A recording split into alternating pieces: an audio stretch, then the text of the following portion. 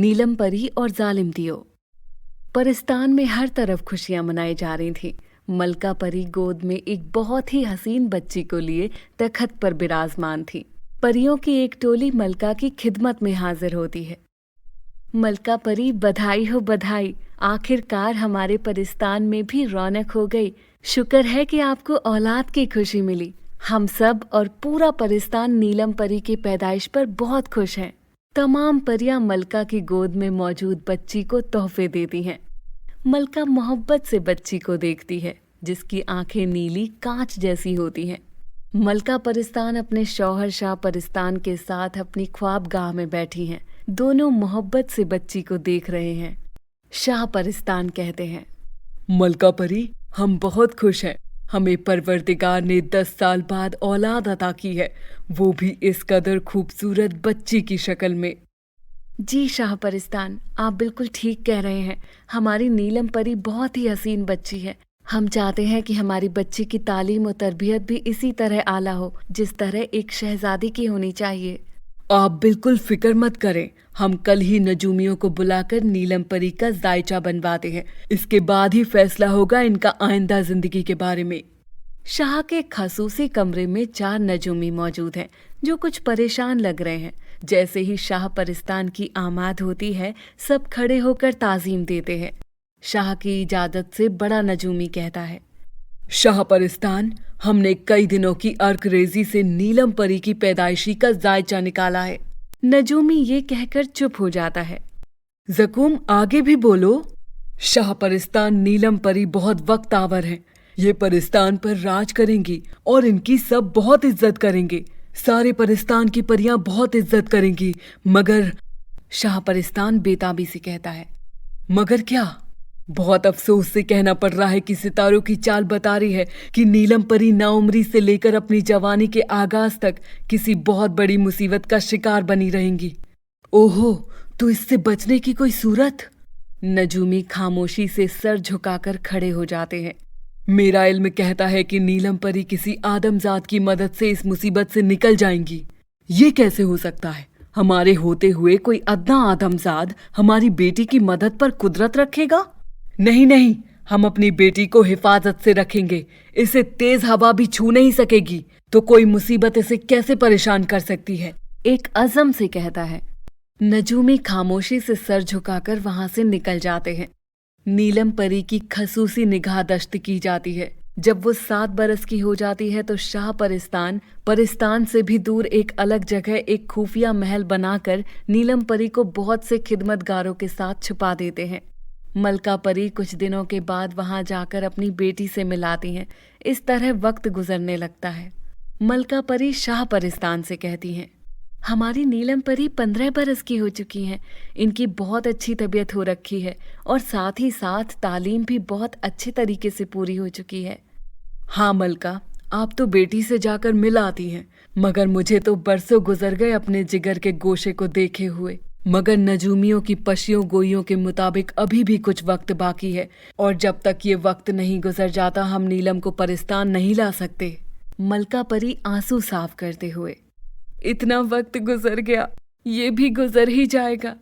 इस वक्त खादिम कनीज भागते हुए आती हैं। मलका, मलका, क्या हुआ? इतनी घबराई हुई क्यों हो? और इजाजत लिए बगैर अंदर कैसे दाखिल हुई? मलका परी गुस्से से कहती हैं, मलका परी, जुल्म हो गया। अभी अभी शहजादी नीलम का खुफिया महल का दरबान आया है। उसका कहना है कि नीलम परी को काला दियो उठाकर ले गया है। मलका परी ये सुनकर बेहोश हो जाती हैं।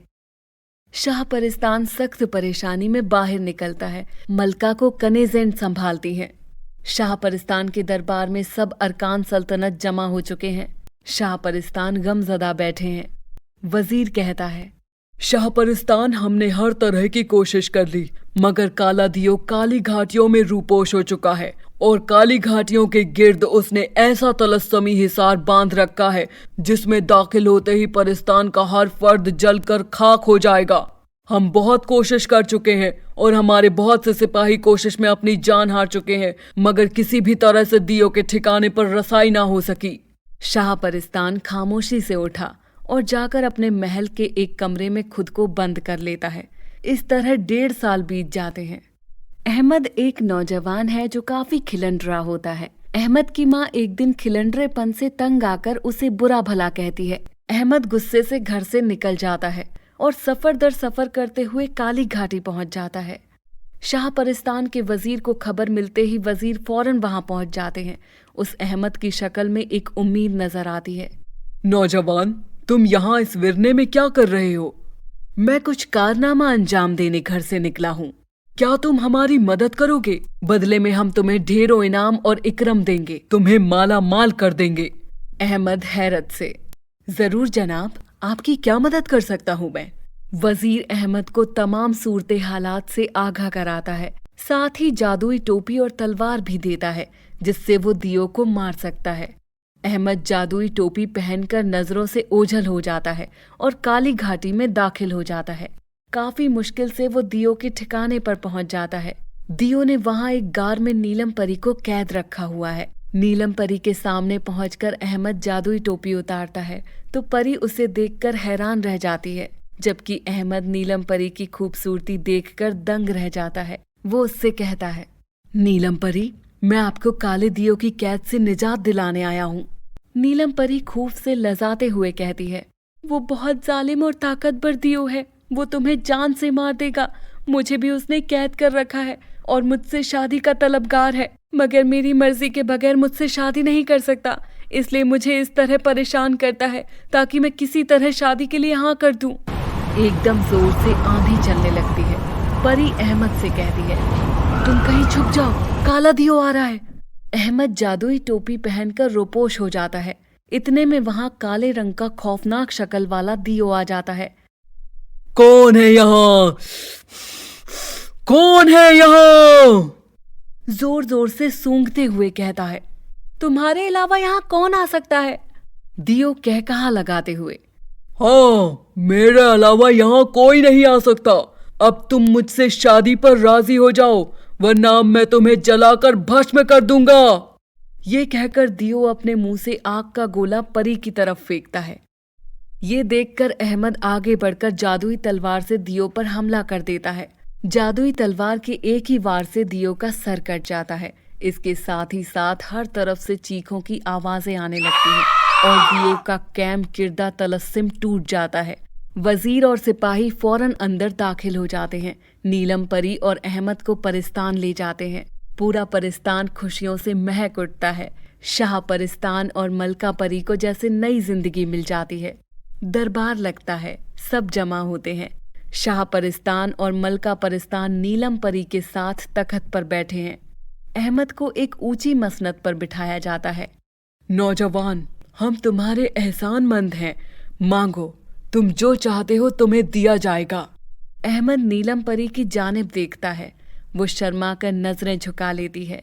अहमद आजिजी से नीलम परी का साथ मांग लेता है। शाह परिस्तान और मलका परिस्तान एकदम एक दूसरे को देखते हैं। तमाम दरबार पर सख्ता तरी हो जाती है। अहमद और नीलम परी खौफज़दा से एक दूसरे को देखते हैं।